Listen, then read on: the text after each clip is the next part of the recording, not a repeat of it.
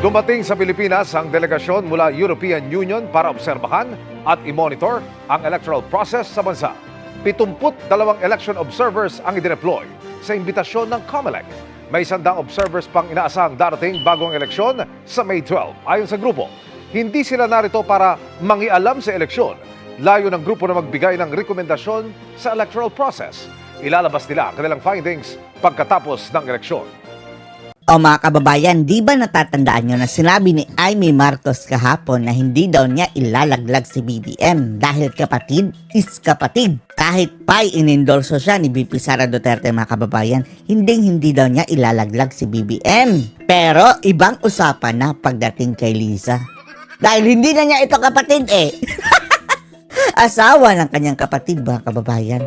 Dahil sa video ipinost mismo ni Amy Marcos mga kababayan na ewan lang natin kung ano ang intensyon nila dito. Noong nagkita sila ni VP Sara Duterte, isang maikling clip po mga kababayan ay nabanggit ang tatlong personahe. Si Margie, si Tony Boy at si Liza. At bagamat hindi malinaw ang audio mga kababayan, ipinost pa rin ito ni Amy Marcos at milyon-milyon na ang nakakita. Anong purpose ito mga kababayan? Patungkol pa naman ito sa pagdurugo daw ng ilong. Ewan na natin kung sino talagang tinutukoy nila sa tatlong personahe mga kababayan. All of the above ba? Panoorin po ninyo ha.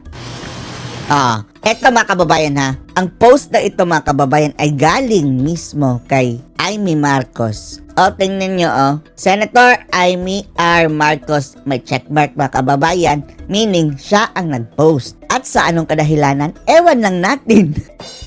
What is the purpose na bakit pinost ito ni Amy Marcos? Nagbibigay na ba siya ng hint sa pagiging judictus benedictus ng mga taong ewan lang natin ha? At lumalabas mga kababayan na parang intentional ang videong ito Dahil may nag-video na kaagad ba kababayan pagpasok pa lang ni Sara. At kampo yan ni Marcos ha. Dahil si Marcos ang nag-post yan pumasok si Inday.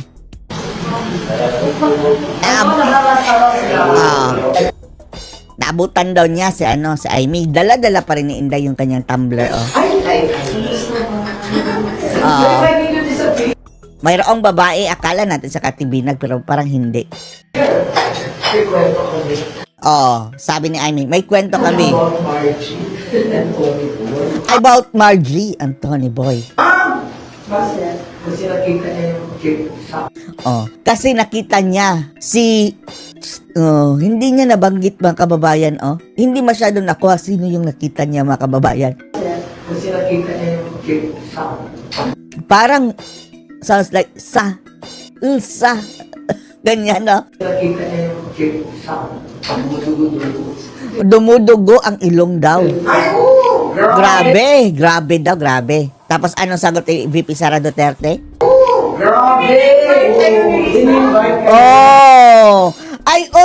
Di ba in-invite kayo ni Liza? So sino ang dumugo ang ilong mga kababayan? Bakit nasabi ni VP Sara? Di ba in-invite kayo ni Liza? At sino yung hindi nakuha sa audio mga kababayan na sabi ni dumugo daw ang ilong? Base sa sagot ni Sara mga kababayan, baka si Liza. Bakit nasabi niya si Liza? Tumango ang babae mga kababayan ha. Sabi ni VP Sara, di ba in-invite kayo ni Liza? Tumango. In-invite kayo ni Liza.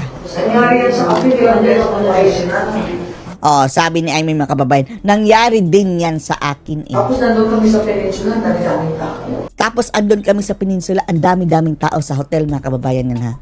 I got so many people talaga.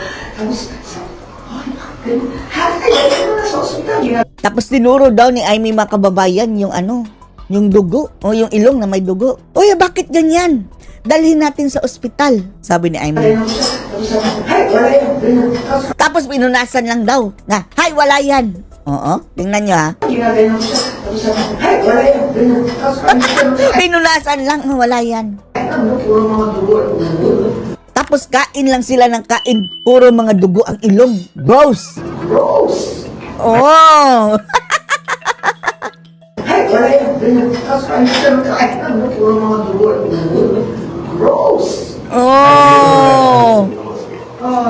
Di ba nga mga kababayan? Oh, yan na nga ang sabi. Hint na ba ito? Di ba alam naman natin ha? Medically mga kababayan, kahit sinong magsabi, experts, na kapag sumisingot ng pulburon, sa kakasingot mga kababayan, dumudugo ng ilong dahil nasisira yung nasal cavity. Yung mga membrane dyan sa ilong, tumutulo na ang dugo. Ayaw mapadala sa ospital daw eh. Tapos, makukulit natin eh. Dahil ang issue ng mga tao ito mga kababayan ay paggamit ng pulburon. So hint na ba ito ni na Amy? Ang nabanggit ng mga personality mga kababayan na kasama si Liza. At hindi lang po ha, si Amy ang may sabi niyan mga kababayan, na-remember niyo si Kati Binag. Si Kati Binag mga kababayan na may first-hand information, eyewitness, na dumudugo rin daw ang kanilang ilong.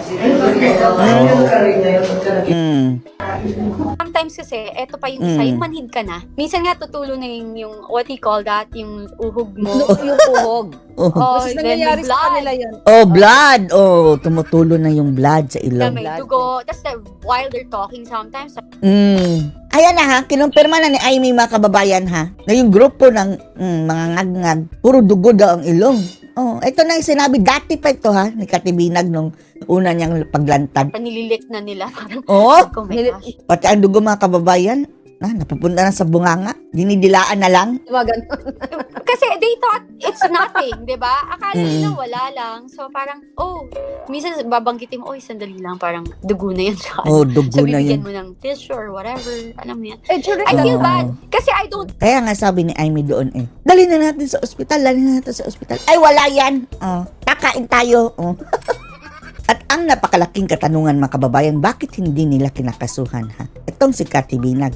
Alam natin si BBM mga kababayan. Binanggit ni Kati Binag Hindi yan pwedeng magsampa ng kaso. Pero si Liza Araneta Marcos mga kababayan, pwede magsampa ng kaso sa kanya. Hindi sinampahan ng kaso si Kati Binag. Ang dami niyang binanggit na personality Pati si Tony Boy, hindi nagsampa ng kaso mga kababayan. At yung mga kasamahan ni BBM, bakit walang nagsampa ni isa? At ang nakapagtataka, ni isang mainstream media mga kababayan, walang pumick up dito sa napakalaking pasabog. National issue ito mga kababayan di ba? Dahil ang sinasabi nito si Kati Binag is tungkol na sa presidente. Bakit wala man lang ni isang mainstream media ang pumick up? Nakakapagtaka ba? Kung kay Duterte yan mga kababayan, kahit pa chismis, kaliit-lit na chismis, headlines agad. Kaya talaga. Kasi if you have everything naman, why are you doing it? Alam ko naman na they're doing it. You know? Wow. I know They're doing that. it. So like, kasi nung first time kong na-meet sila, they're doing it talaga. 22. Gumagamit daw talaga. Siya NBI. Imbestigahan niyo daw si Kati Binag. Walang takot si Binag. Handang humarap si Binag sa inyo NBI. Bakit tahimik kayo? Eto mga kababayan ha. Tayo na nakikinig lang dito kay Kati Binag mga kababayan, hindi natin makukumpirma kung totoo nga ba ang kanyang sinasabi hindi. Dahil siya lang ang may alam mga kababayan So challenge natin ng NBI mga kababayan ng malinawan ha. Imbestigahan niyo si Kati Binag. Eto na sinasabi niya kung totoo hindi.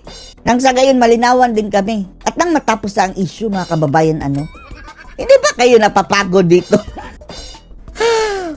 Para once and for all matuldukan. 12? Yung first 2012. time. 2012 yun. So like, in their house, dinala ako ni Tony Boy sa bahay nila. Yeah. Sa Forbes Park, sa Nara Street. Yeah, sa bahay nila. Yeah. So, Hanggang ngayon mga kababayan ang videong ito kung makalat pa rin sa internet, andun pa rin sa YouTube ni Maharlika mga kababayan. then nakita ko, naglalakad si First Lady, papunta. Nakita niya ako. Tapos sabi niya sa akin, ang sabi niya sa akin, Hi! Hi! Who are you? Who are you? Hi, hello.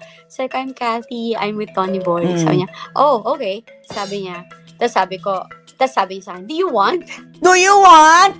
Inalok daw mga kababayan. Do Sabi you ko, want? What? Oo, sabi ko, do you want? Tapos sabi ko, what? Sabi ko, what? What's that? Sabi niya, tapos pinakita lang niya. Then sabi ko, ay no, sorry, I don't do that.